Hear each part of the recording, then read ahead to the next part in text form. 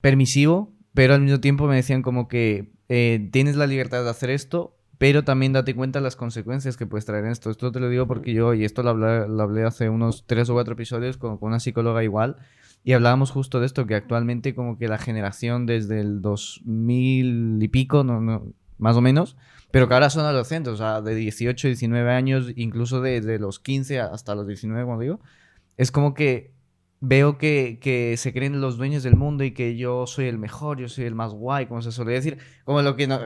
Igual, o sea, yo también me he pasado por esa época de decir, como creo que yo soy el rey del mundo y puedo hacer lo que me dé la gana.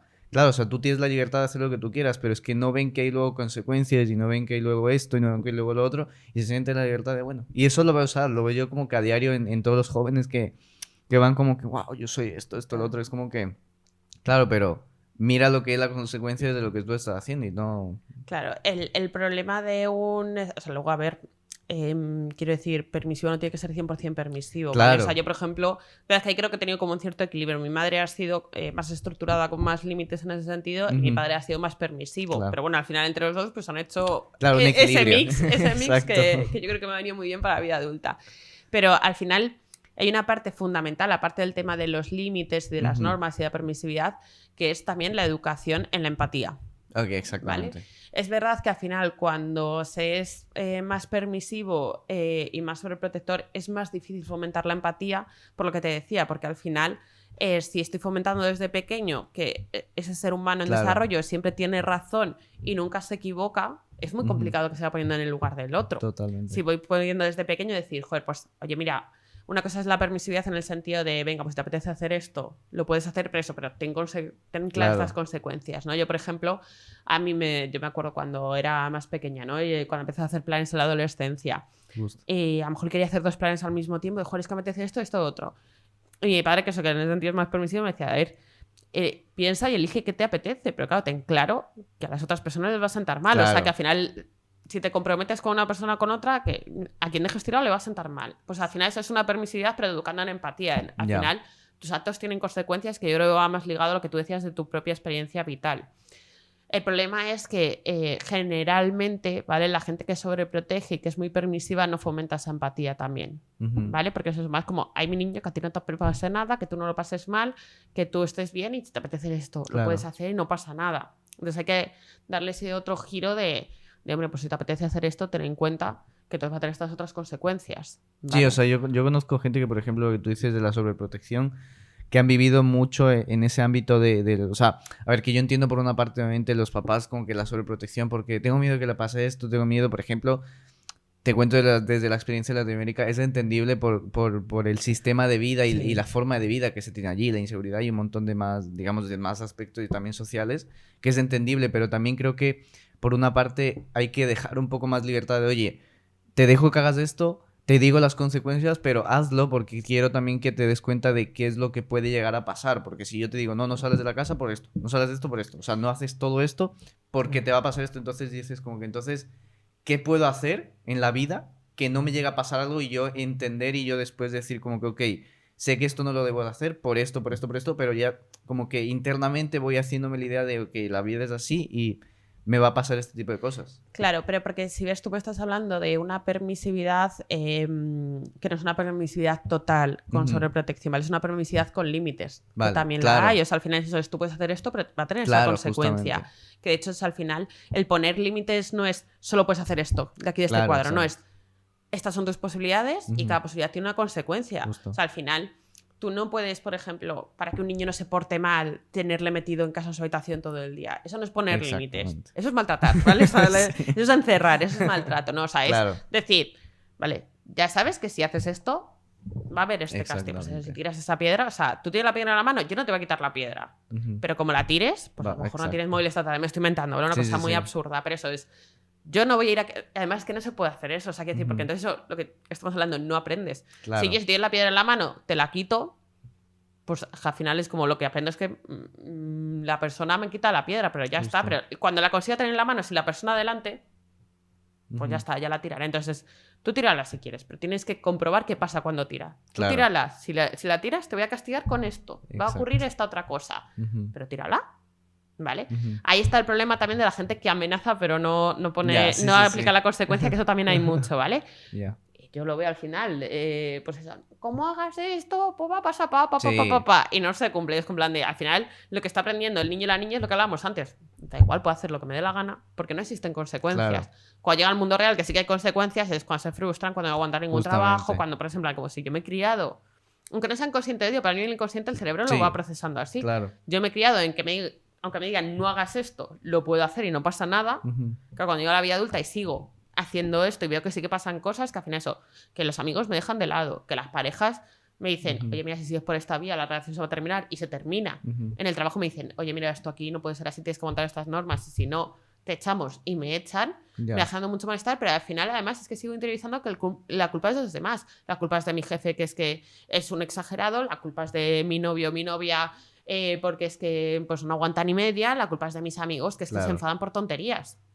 Y sigo ahí. Claro, ¿no? Se queda el bucle. Claro, entonces es eso. O sea, al final hay que permitir explorar, ¿vale? De hecho, no sé si alguien te ha venido ya a hablar de lo que es el apego, de lo que es la base segura del apego. La base segura del apego es eso. O sea, la base segura del apego, yo no puedo tener a mi niño aquí pegado a mí. No, yo le tengo que permitir explorar y que si se equivoca puede volver. Y que si dentro de la exploración le pasa algo, yo le voy a ayudar. Pero tiene que sentirse lo suficientemente seguro para ir a explorar fuera. Y eso, y asumir las consecuencias de lo que explore, ¿vale? Si yo no le permito salir, eso lo estoy teniendo aquí pegado, es un apego inseguro. Claro, no rompe esa barrera, digamos. Claro, igual que si le dejo y se la toma por saco y no me preocupo. Volvemos a lo mismo, también es inseguro, ¿vale? Estoy creando una persona excesivamente independiente, algo que excesivamente ansiosa, ¿vale? Ahí también con lo que decías tú de sobreprotección ligado a eso, al final cuando una persona sobreprotege tanto es de la propia ansiedad del adulto. Claro, justo. Ese adulto se tiene que trabajar esa ansiedad. Es que es el adulto el que tiene que trabajar. Si ves, ahí está pasando lo que te decía antes, está regulando su emoción en función del niño, ¿vale? O sea, le está cargando al niño con su regulación emocional. Yo tengo ansiedad porque a mi niño le pase algo y al final lo que estoy haciendo es tenerle aquí para yo sentirme más tranquila o más tranquilo. No, es que tienes que trabajarte esa ansiedad porque es que el niño tiene que salir, porque si no, no vas a criar un adulto. Claro, un adulto, digamos, que cuando ya sea mayor sepa cómo van las cosas, cómo manejarse. Yo he tenido pacientes que han sido muy sobreprotegidos de pequeños y al final eso es que, ya te digo, como adultos en la parte privada. Y claro, o sea, yo me acuerdo, por ejemplo, uno que empezó porque tenía mucha ansiedad y le costaba mucho tomar decisiones, pero a nivel de comprarse unas zapatillas deportivas, ¿sabes? Es que lo retrasaba y cuando ya no le quedaba otra, pues iba por ellas, después de que tardaba bastantes horas en decidirse por unas, luego seguía dándole vueltas a no sé si he cogido las adecuadas. Claro. O sea, claro, ¿qué pasa? Es que al final es una persona que se ha desarrollado en un entorno aquí así metidito, entonces, claro, al final tiene temor a equivocarse todo el rato. Ahora ya no, porque hemos hecho muy buen trabajo a nivel terapéutico y hemos podido visibilizar también sobre protección que ha sufrido en la infancia, ¿no? Claro. Pero claro, cuesta mucho porque además es cuando te crías de una manera sobreprotegida, eso, los niños se dan cuenta de la ansiedad de las mamás y los papás, de por qué están sobreprotegiendo. Entonces, también aprenden muchas veces a no hablar lo que hablábamos antes. A este chico le cuesta mucho expresar lo que siente a nivel emocional. A nivel objetivo te describe todo súper bien. Que siempre estoy ahí picando de, vale, y ahora, ¿cómo te sientes con esto? Que se echa a reír ya, ¿no? Porque ya llevamos mucho tiempo en terapia. Pero al final es eso, claro, o sea, y él es consciente de por qué no le cuesta hablar, porque lo hemos trabajado ya de dónde le viene eso, ¿no? Pero cuando no has podido trabajarlo todavía es muy frustrante, porque eres consciente de que los demás hablan de lo que les pasa, de que los demás se compran unas zapatillas sin tirarse toda la tarde y sin luego sentirse mal por no haber elegido bien, ¿no? Justo. Entonces, si ves, hay tan poca información también de cómo nos desarrollamos a nivel psicológico y emocional que o vas a terapia y a una persona que esté formada en apego, en trauma, en experiencias tempranas y en cómo influye eso luego en la vida adulta, o si no te quedas en es que el problema es mío, que es que no soy capaz de tomar decisiones, que no soy capaz de dar pasos adelante, y al final libera mucho el entender, ¿vale? O sea, hay una parte ahora como adulto que tú puedes gestionar y puedes modificar, pero también viene una historia de vida que no ha dependido de ti, que al final a cada uno nos toca la familia que nos toca, es una lotería. Sí. Es que es una lotería, es la realidad. Pero igual que el sitio donde nazcas, que hablábamos antes de grabar, ¿no? También del tema de vivir en distintas regiones del mundo. Es que es una lotería. Es que te puede tocar cualquier sitio, cualquier familia, cualquier circunstancia, y no depende de ti. Entonces también es que en la sociedad actual se pone como mucho el foco en lo que la persona puede hacer, Ya. Y a ver, por suerte podemos hacer muchas cosas, pero también hay otras muchas que venimos ya determinados. Y no me refiero a la genética, sino me refiero a los factores ambientales más tempranos. Entonces, te ha tocado esta mamá sobreprotectora. Bueno, pues ahora como adulto vamos a trabajarlo y vamos a ir avanzando ahí. Pero hasta llegar a poder trabajar eso cuesta porque nadie te enseña esto. Entonces, requiere mucha terapia, requiere mucho vínculo terapéutico y requiere, pues eso, el ir muy poco a poco hasta que podemos tomar conciencia o verbalizar que, bueno, que nuestros padres se han equivocado. Porque luego lo tenemos muy claro y aún así no es tan fácil, que a mí me ha pasado una vez con gente que conozco, ¿no? Como trabajo en malos tratos, de decir, pues es que esos chavales seguro que cuando es un maltrato muy evidente reniegan de sus padres. Y digo, no, es que al final son sus padres. Es que lo que tenemos que entender es que hay un tema ahí de lealtad, ¿vale? Al final son los padres que conocemos. Claro. Entonces, aunque se equivoquen, aunque ya no se equivoquen, sino que nos están haciendo mucho daño, sí que hay veces, y hay personas, ¿vale? Que luego sí que cortan el vínculo y sí que deciden alejarse y deciden que cada uno por su lado y no tener contacto con esa persona. En mi experiencia son los menos. La mayoría necesita como un poco reestructurar el vínculo, reentenderlo, reinterpretarlo, ¿vale? Para poder entender un poco por qué sus padres o sus madres han actuado con ellos como han actuado, y a lo mejor eso, pues sí que a lo mejor se alejan más, no están tan presentes en sus vidas, pero sí que al final les mantienen en sus vidas, porque la realidad es que son nuestros cuidadores principales, y en el ser humano el vínculo se mantiene durante toda la vida, ese vínculo primario. Entonces es muy complicado que se corte. Entonces, claro, luego como adultos, si encima no han sido eso ya unos grandes malos tratos, sino que han sido más como cosas de estas de no saber gestionar una crianza, ni las propias emociones, ¿vale? Evidentemente, les cuesta muchas veces mucho más el poder decir, joder, es que mis padres se han equivocado, y el poder entrar a trabajar esa historia de vida y esa historia de apego desde una parte, pues os segura, que es como si nadie está diciendo que tus padres hayan sido unos ogros ni nada de eso, porque hay que repetirlo mucho, es decir, se han equivocado como nos equivocamos todos, pero al final el rebajar ahí para poder ir un poco limando esas defensas y poder entrar a trabajar con la persona, porque tú como terapeuta lo ves, te das cuenta de que el trabajo consciente está, el trabajo del manejo de los pensamientos, del manejo de cambiar a nivel conductual, todo eso está. Y muchas veces, o sea, se trabaja muy bien, pero hay veces que hay bloqueos que vienen más de esa parte inconsciente de la historia de crianza. Entonces tú lo estás viendo que hay que entrar a trabajar la historia familiar y hay veces que se va pudiendo, y hay veces, yo con una paciente que a lo mejor he estado un año recordándola que en algún momento íbamos a tener que abordar cómo fue su infancia hasta que pudimos hacerlo. En plan de, claro, y era como, a ver, si estás trabajando muy bien, las herramientas las tienes. Claro. Pero al final, si ves, vuelves siempre a la ansiedad y vuelves siempre a la ansiedad por los mismos temas. Y si a nivel consciente racional ya sabemos que siempre vuelvo a lo mismo y no me está funcionando el cambiar el pensamiento, es que tenemos que ir un poco a por qué en mi historia de vida estos temas me hacen siempre que vuelva a la ansiedad y de ahí reestructurarlo. Una vez que hemos podido entrar ahí, muchísimo mejor y ha avanzado un montón. Me dice mucho de cómo me ha hecho clic el cerebro. Claro, porque al final, ¿sabes qué pasa? Que eso a un nivel inconsciente ya lo sabemos, pero tenemos que hacerlo consciente. Entonces, una vez que lo hacemos consciente y lo sabemos, es como que, ostras, ya, pues a lo mejor esa autoexigencia baja. Esa necesidad de aprobación de que la gente no se enfade conmigo baja porque entiendo de dónde me viene y ya puedo relajarme. Pero si no es como, joder, es que hay algo malo en mí, hay algo que, porque ya sé que esto me hace daño y sigo pensando igual. Claro, joder, es que espérate, que es que vamos a ir a por qué piensas así siempre. Es que la desde raíz, pequeños, digamos. Claro. Yo aquí te quiero consultar, por ejemplo, en la parte que tú dices como que los niños se dan cuenta de esa ansiedad, de esa depresión o de ese como que nerviosismo que tienen los padres, se dan cuenta, lo interiorizan. ¿En qué momento y cómo los niños sacan eso afuera para que los papás se puedan dar cuenta de que, oye, el niño se está enterando de lo que está pasando, vamos a hablar con él para que no se lo tome tan como que tan para sí mismo, sino que lo podamos hablar y decirle, oye, esto no es tuyo, queremos que sepas, pero esto, date cuenta que eso es un trabajo de nosotros, no es un tuyo únicamente porque la pareja somos nosotros. Obviamente tú eres nuestro hijo, pero es nuestro problema. Cuanto antes mejor. O sea, quiero decir, ¿vale? El trabajo es distinto en función de la etapa evolutiva del niño, pero lo que hay que hacer es lo antes posible hacerle consciente de que es un trabajo de los adultos y no de los niños, ¿vale? Porque desde que somos pequeños lo interiorizamos, ¿vale? Justo. Y desde que somos pequeños, si no interiorizamos esa responsabilidad y la tomamos como propia. Entonces, lo que tienen que hacer los adultos es lo antes posible ponerse a solucionarlo entre adultos, ¿vale? Sin que los niños... Entonces,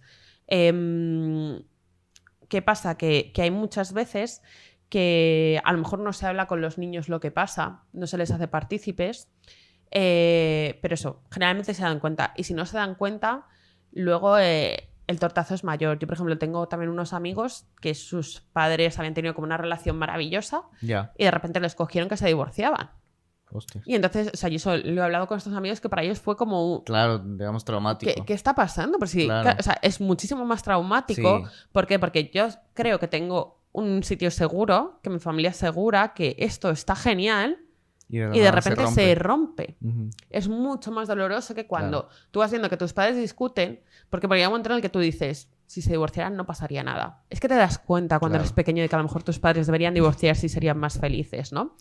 Entonces, el caso no es ni tener la pelea del siglo delante de los niños ni ocultarles todo, sino pues el ir haciéndolo de una manera pues más natural. También eso, el estar diciéndoles nos vamos a separar, si nos vais a separar tampoco, ¿vale? Pero sí que a lo mejor el normalizar lo que te decía antes, pues que los adultos discutimos, los papás y las mamás discutimos, dentro de una pareja también hay veces que hay discusiones, y ahí a lo mejor un poco como te decía antes, pero no pasa nada porque lo solucionaremos. Voy a añadir, no pasa nada porque nosotros lo solucionaremos, ¿vale? No pasa nada porque papá y mamá se pondrán a ello, ¿vale? O sea, tú no te tienes que preocupar, es un poco como lo que te decía antes, pero ligado a la pareja. Oye, pues mira, papá y mamá no siempre están bien, papá y mamá pues hay veces que están cansados, papá y mamá hay veces que no se ponen de acuerdo en las cosas de casa. Es normal, nos pasa a todos, pero es nuestra responsabilidad solucionarlo. Vosotros no os tenéis que preocupar de esto, ¿vale? Cuando tú tratas, por ejemplo, a una persona mayor que intentas ver, por ejemplo, te viene con un dolor de depresión, o sea, con un estado de depresión, de ansiedad, y de acuerdo a cómo tú vas las terapias, cómo vas trabajando con esa persona, te das cuenta de que esto no es algo como que recientemente o de hace un par de años, sino que viene desde la infancia. ¿Cómo puedes tú llegar a tocar ese dolor de niñez? Y que, digamos, de cierta manera, yo entiendo que cuando, por ejemplo, cuando tú de niño tienes un trauma y eso ya te queda para toda la vida, pero el cerebro de cierta manera lo bloquea para que no te afecte tanto en tu vida adulta y puedas seguir haciendo las cosas. ¿Cómo puedes tú trabajar en eso para sacar eso? Obviamente, pues imagino que le dolerá a la persona, pero trabajarle y decirle, oye, creo que he encontrado como que el punto de dolor que tienes, vamos a trabajar en esto para que se te vaya quitando y puedas ir viviendo mejor. Yo hay varias cosas. La primera, que si no hay una buena vinculación terapéutica, no voy al pasado. O sea, lo primero es vincular, ¿no? O sea, yo me acuerdo, por ejemplo, cuando yo terminé la carrera, que la idea era como en tres sesiones tienes que haber evaluado y como mucho 12, 15 de tratamiento y ya está, ¿vale? Esa es la parte cognitivo-conductual, ¿vale? La parte más de manejo de pensamientos, de conductas, en ese tiempo la puedes hacer. El trabajo en profundidad que vas al pasado y vas a remover requiere de más tiempo porque requiere eso de una mayor vinculación y al final el espacio terapéutico tiene que ser un espacio seguro. Sería un poco, ¿vale? Tú a lo mejor con tus padres, tu padre, tu madre, no has tenido ese espacio seguro de apego, ¿vale? Y yo, en terapia, tenemos que generar ese espacio seguro de apego, ¿vale? Si ves, además, es una relación como la que debe ser con los padres, asimétrica, ¿vale? Al final, los padres y las madres son los que tienen que regular al niño o la niña. Los terapeutas somos los que tenemos que ayudar en la corregulación al adulto, aunque sea ya adulto, pero tenemos que ir, por eso, ayudándole a identificar lo que decía antes, ayudándole a que vaya reflejando sus emociones, que vaya identificándolas, que vaya regulándolas por sí mismo. Primero las va a regular a través de mí y a través de la terapia, pero la idea es que poco a poco tenga independencia para regularla por sí mismo, ¿no? Entonces, vamos a suplir esa figura que no ha sido del todo sana, eso no porque lo haya hecho a malas, que muchas veces es por las propias circunstancias vitales o por desconocimiento. Y luego, una vez que como en el momento presente ya tenemos herramientas de manejo más actual, ¿vale? Y ahí es cuando yo voy un poco a decir, tenemos que ir trabajando el pasado, ¿vale? Claro. Lo que siempre les digo, yo les pongo como una especie de analogía, ¿no? Digo, es como una herida que ha cicatrizado porque te sigue picando. Si te sigue picando es porque hay infección dentro. Exactamente. O sea, pero dices, joder, pero está cicatrizada. Ya veo que te pica, te está picando. ¿Qué pasa? Cuando vas al médico, te coge la enfermera, te la abre, te la limpia entera, ¿no? Y eso. Es un proceso doloroso. Pero una vez que te la limpia dices, uff, qué gusto. Qué gustito, sí. Pues es un poco lo mismo. Yo se lo explico así. Es algo que te va a remover. Es algo que te va a hacer a ti como sentirte mal en este momento cuando parece que... Sí, yo parece que esto no me está afectando. Pero en realidad la herida te está picando. Sabes que sí que te está afectando. Entonces tenemos que afrontarlo, tenemos que abrirla, tenemos que limpiarla y luego te vas a sentir liberado. Y es que es real. es que es real, es que la gente se siente así. Es verdad que es doloroso, son momentos en los que generalmente pues, en terapia son muy potentes, hay mucho llanto, es lo normal. Y yo siempre les digo, te vas a ir removido, es normal, ¿vale? Pues o sea, yo siempre recomiendo si tienen pareja, amigos, si te apetece, comparte estas cosas. Me puedes escribir. Yo es verdad que soy muy del uso del móvil solo para modificar citas, esas cosas, pero en esos momentos, es como plan, es un momento en el que te vas removido. Me puedes escribir porque este es tu lugar seguro, no pasa nada, si mientras que nos veamos antes nos vemos. Y es que en realidad luego cuando me vuelvo a ver es como, me fui removida, pero me siento mucho mejor. ¿Por qué? Porque al final eso, o sea, el cerebro está haciendo clic, está encajando las piezas que faltaban. Si es que a mí me picaba aquí, no sabía por qué me estaba picando, pero me seguía picando. Entonces como, vale, me permite ya un poco el poder sanar. ¿Cómo llegamos a ello? A pesar del bloqueo. Porque una vez que empezamos también muchas veces a decir, tenemos que ir a tu historia de vida, la persona empieza muchas veces a desbloquear generalmente, ¿vale? Se empiezan a desbloquear cosas. Claro, sin momentos, recuerdos. Claro, yo además lo suelo decir en plan de como de, bueno, ¿sabes? El próximo día iremos pensando un poco en situaciones de la infancia que compartiremos, ¿vale? Y vamos hablando un poco de ellos. Hace la línea de vida, que no sé si te han comentado esa herramienta, pues una línea, ¿vale? En la que tú pones el punto actual y luego vas poniendo como momentos importantes. Momentos de nacimiento, de fallecimiento, también de seres queridos, momentos que hayan supuesto un cambio para bien, ¿vale? Momentos que hayan sido algo muy doloroso, pero también haya supuesto como algo positivo, y momentos que han sido muy dolorosos y que han sido dolorosos y es una mierda y no veo de dónde he sacado yo el provecho de esto, ¿no? Y de ahí se van viendo y se van un poco trabajando. Hay veces que se ponen muy pocos y de ahí te vas como acordando de más, ¿vale? Hay veces que de primera ya tienes un montón y hay otras veces que yo muchas veces antes de decir la línea de vida digo, bueno, tú vete pensando de cosas de la infancia, ¿vale? Que ya reflejaremos. Me pasó con una paciente que me acuerdo y dije, o sea, le invité a que fuera tratando de recordar para cuando hiciésemos la línea de vida y de repente empezó a recordar y empezó a desbordar en la sesión y ya ni siquiera hicimos la línea de vida porque se acordó que... como que empezó a desvariar, digamos, ¿o cómo? No, desbordar me refiero a que le empiezan a venir todos los recuerdos. Hostia, ¿vale? Me refiero a eso. Yo desde que empezó la terapia yo era consciente que había algo a nivel familiar de familia de origen que no cuadraba, pero al final eso también tienes que ir como entre potenciando llegar ahí y respetar los tiempos del paciente, el equilibrio que hablábamos antes, ¿vale? O sea, ahí entre el ir un poquito empujando, pero también, o sea, porque si fuerzas mucho, al final lo que va a generar es que la persona se va a bloquear del todo y no va a volver y no vas a poder trabajarlo. Entonces es como cuando veas que es el momento, que es que está como ya lo para cuando veas cuando es el momento, ir soltando, ¿vale? Esto tendremos que volver. En el futuro, no te preocupes, ¿vale? Pero tendremos que volver a esto en algún momento, ¿vale? Yo lo estoy diciendo así. Entonces, bueno, esta chica tuvo su momento de terapia, de eso de como era más orientado a su momento presente con sus relaciones, lo gestionó, le vino bien, dejó la terapia y luego decidió volver porque seguía arrastrando ciertos problemas de relación familiar. Entonces ya hubo un momento en el que pues, las herramientas tienes, tenemos que ir viendo un poco cómo fue esa infancia, esa adolescencia. Y ella sí que recordaba que con ella habían sido muy rígidos y muy exigentes sus padres y con sus hermanas, ella es la mayor, sus hermanas muy permisivos, que era como algo que siempre le ha frustrado un montón. Y nada, pues le pregunté pues, algún episodio que recordara y empezó a hablar pues, de que la habían castigado tal, y de ahí en ese momento se acordó pues de que la habían agredido físicamente a sus padres, ¿vale? Hostia, vale. Entonces, claro, de ahí ya pudimos trabajar un montón y empezó como, claro, ya como que empezaron a desbloquearse todos los recuerdos enlazados de las veces que había tenido ese tipo de situaciones con sus padres y de lo que había pasado.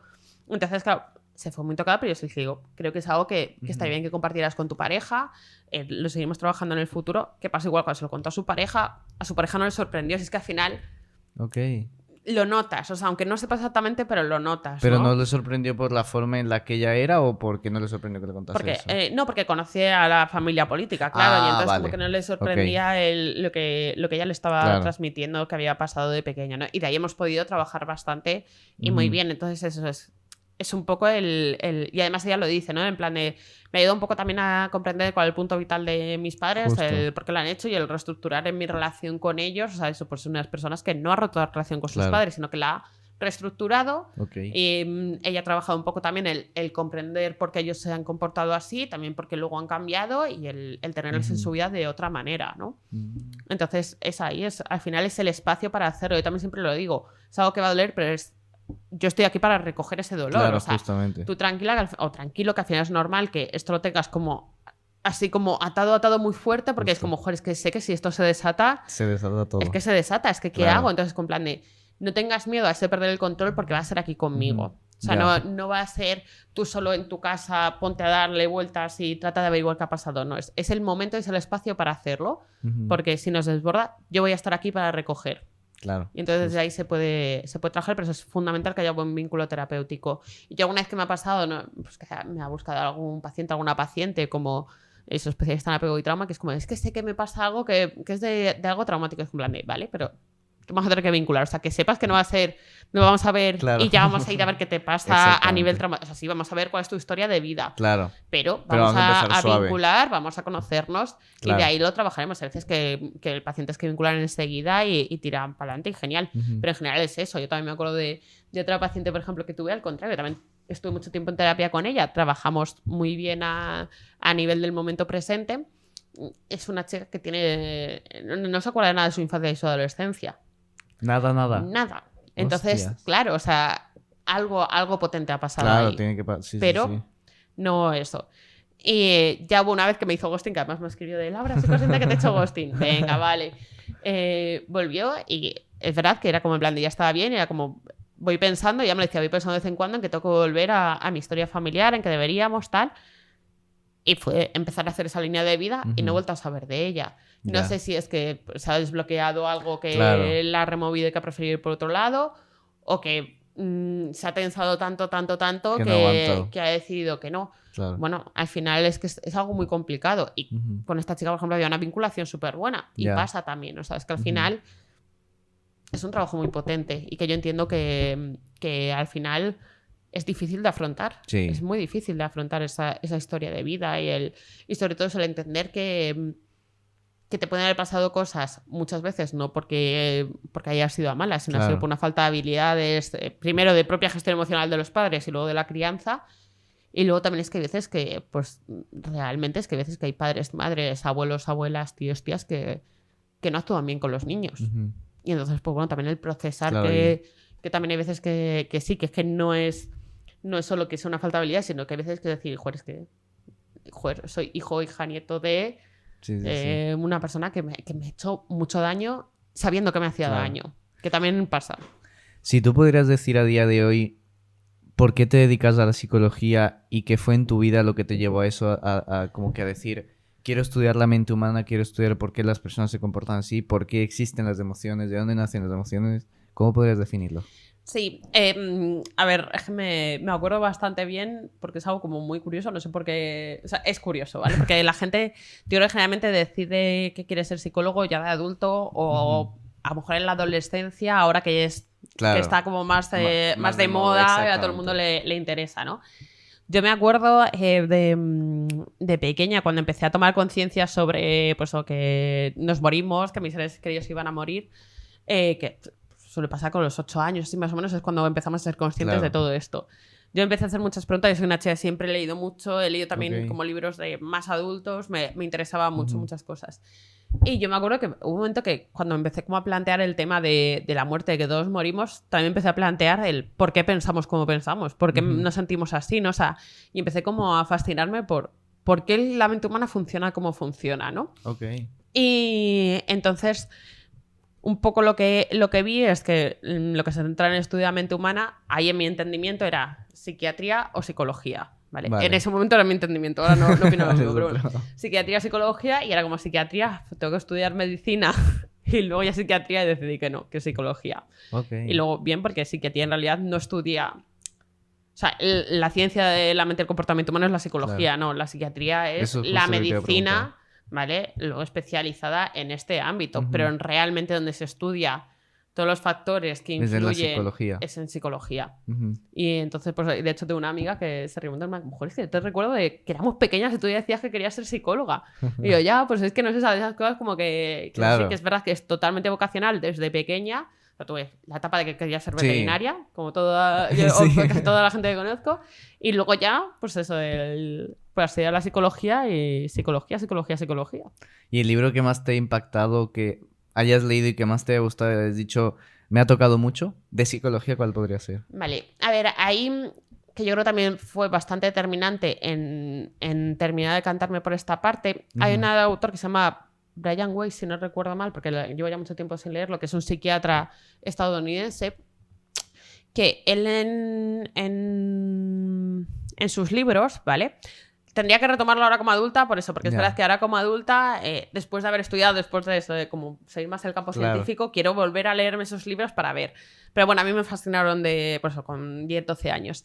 Él entiendo que seguirá vivo, es un psiquiatra estadounidense que él trabaja la hipnosis clínica, ¿vale? No la hipnosis de la televisión, sino la que tiene base científica y la que ayuda un poco a ese procesamiento que hablábamos antes de la parte... Que la parte inconsciente, ¿vale? Venga la parte consciente y que podamos reintegrarla de una manera más... Vaya como de la mano. Eso es, más sana y poder un poco pues, entender nuestras historias de vida. Ya. Él hacía este trabajo terapéutico con sus pacientes en los que trabajaba a través de la hipnosis, pues la integración de experiencias traumáticas, pues, hace 20 años, que no era tan común el trabajo en trauma. Y él, bueno, pues a través de un paciente, esto va a sonar, que digo la verdad es que es un poco peculiar, que yo ahora que se doy clase a la universidad y todo, pero en realidad fue el que me llamó la atención y que dije, voy por ahí, porque además unió con lo que te decía antes de como del qué pasa cuando te mueres, ¿no? Él lo que encontró es que tenía pacientes que empezaban como a hablar de recuerdos que habían pasado en vidas pasadas, ¿vale? Hostias. Entonces me llamó mucho la atención. Reencarnación. Sí, entonces claro, es como que él ha seguido como con este trabajo, es verdad que eso que hace mucho que no lo leo, tendría que ver cómo está ahora, pero bueno, él como que cogía muchos relatos de muchas personas que habían, a través de la hipnosis, habían como desbloqueado recuerdos de vidas pasadas, ¿vale? Entonces claro, ¿qué pasó? Que yo cuando empecé a leer esto, unió pues mi interés por qué pasa cuando te mueres con mi interés por cómo funciona la mente humana. Entonces fue como, wow, ¿sabes? Y sí que me leí varios libros suyos y muy interesantes, pero eso, en la etapa de adolescencia, preadolescencia, que ahora como adulta, después de todo lo que he estudiado, además lo pensé hace poco de decir, joder, me debería volver a leer los libros de Brian Weiss, a ver ahora cómo los percibo. Son varios libros, ¿no? Sí, tenía 3 o 4.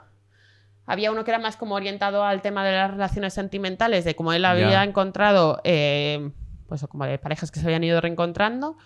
Uno que era exclusivamente vidas pasadas, que yo creo que se llama vidas pasadas o algo así. Y otro que iba ya un poco más como en la relación de cómo evolucionaba eso, por así decirlo, algo de distintas generaciones, ¿vale? O sea, que es que no sé explicarlo ahora muy bien. Pero bueno, no sé, era interesante y ahora hace un tiempo lo pensé, digo, ahora que estoy más como en eso, pues evidentemente en el ámbito académico, digo, pues sí que me interesaría volver a leerlo, a ver qué. Pero eso es más el que yo recuerdo como de pequeña que dije, que yo quiero tirar por aquí sí o sí. De esto me interesa un montón, pero además como tenía ambas. Luego ya de adulta, ¿sabes qué me pasa? Que en general no leo libros de psicología. Te digo por qué. Porque, bueno, como te he contado antes de empezar a grabar, por las mañanas trabajo en servicios sociales en protección a la infancia. Aparte dirijo mi gabinete privado y aparte de clases en la universidad. Entonces estoy todo el día leyendo sobre psicología. Claro, ya todo llegas el día. Y hablando sobre psicología y trabajando en psicología. Entonces, generalmente cuando leo ocio, leo tipo novelas, o sea, es lo que, bueno, relatos cortos pero es lo que más me interesa. Entonces, ahora como adulta me cuesta recordar algún libro así sobre psicología que diga, wow. O sea, porque además sí que compro un montón. Porque yo soy de estas personas que no puedo ir a una librería porque se llevan 5 libros. Hay un meme en internet, no sé si habrás visto, que es con plan de llegas a casa con los libros nuevos, están los libros antiguos en la estantería diciendo, pero si todavía no me has leído. Eso es mi casa, ¿vale? Así soy yo. Entonces tengo libros de psicología, pero no me animo a leerlos. El que me quiero leer sí o sí es uno, el de El cuerpo lleva la cuenta, que habla sobre trauma y eso, como aunque no procesemos el trauma, al final a nivel pues, o más somático se va manifestando el trauma, ¿no? Pero eso, por esta parte, pues eso, me quiero leer ese, me quiero leer el de las bases del apego de Bowlby, o sea, hay varios ahí que me quiero leer y que los tengo, pero ahí están. Pero sobre la técnica de la caja de arena, que es una técnica que trabajo yo para esta parte de integración de inconsciente a lo consciente, pues de José Luis Gonzalo Marrodán, que es el que lo escribió, que he ido a varias ponencias suyas y me encanta, y tengo ahí los libros en casa, pero es que no termino, es que al final cuando tengo tiempo es como, es que ahora quiero leer otra cosa que no sea de psicología, pero igual que me pasa con temas series, documentales me veo de True Crime, que sí que y además como psicóloga estoy, es que eso es así, es que eso es así, pero es verdad que no, que igual pues en redes sociales y que en mis redes profesionales sigo cuentas de psicología, pero las mías personales no. O sea, es con plan de cuando me meto en mi Instagram, quiero ver a mis amigos, quiero ver al humorista de turno, quiero ver otra cosa, pero sí que cuando uso las profesionales, sí que es para eso. Es cuando es donde sigo gente de psicología, pero si no las personas, como es que necesito... ¿Sabes? Y eso que me encanta, pero tenemos que descansar.